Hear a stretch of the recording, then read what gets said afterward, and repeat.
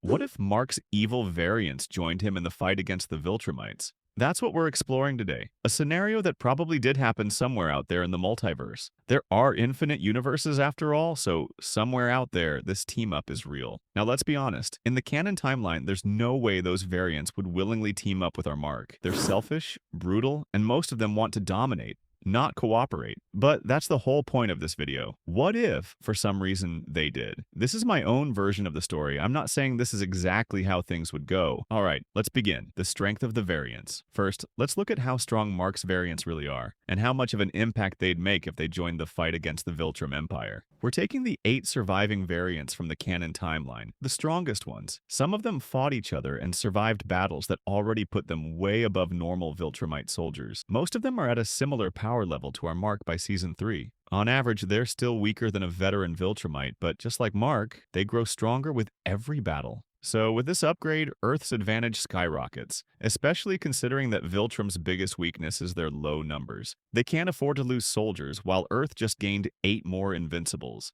At first, the Viltrumites would have no idea that Mark has teamed up with his own evil versions. The variants would stay low profile following Cecil's orders just like Mark does. After all, if they want to win against the Viltrum Empire, there can't be any flaws in the strategy. So when Conquest arrives, expecting to test Mark's loyalty, things go very differently. In the original timeline, Mark, Eve, and Oliver barely managed to survive Conquest. Mark was brutally beaten, Eve was almost killed, and Oliver was torn apart. It was one of the bloodiest and most personal fights in the series. But now, 9 Invincibles enter the battle. Even though Conquest is far stronger than Mark individually, 9 Invincibles at once is too much. He might take down 1 or 2, but in the end, he's completely overwhelmed. The fight is longer, bloodier, and the damage to Earth is catastrophic, but this time, there's no chance for Cecil to imprison him. The variants don't believe in mercy, they finish him off for good. This single victory changes everything. Soon after, the Viltrumites realize that one of their strongest warriors has vanished, and since they don't know about the variants, they assume Mark is the one who killed him alone. That's a terrifying thought for them. Just a short while ago, Mark struggled against weaker Viltrumites.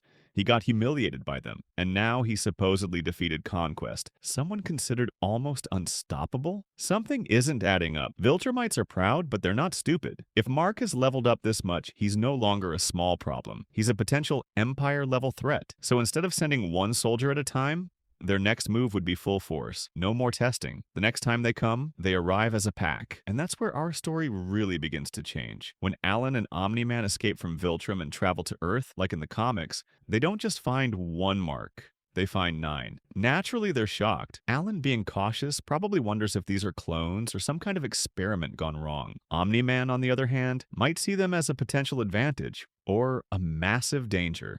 After a lot of questions, they finally accept the truth. And once they talk to the real Mark, they realize the variants are here to stay. For the coalition of planets, this is huge. Suddenly, humanity isn't just relying on 1 young Viltrumite. Earth has a small army of them. Preparations for war begin. Training, strategy, and recon are all focused on the upcoming showdown. Just like in the comics, the goal is the same.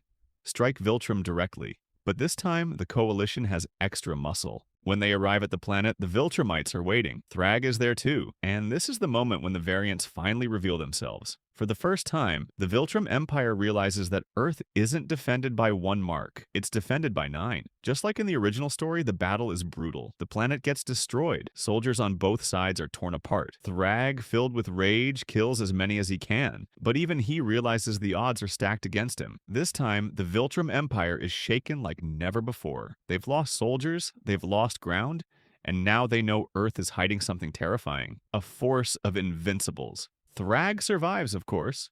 He always does. But now his mission is personal. He doesn't just want to rebuild the Empire, like he wants revenge on Mark and every single variant. And that's where we end Part 1. Now it's your turn.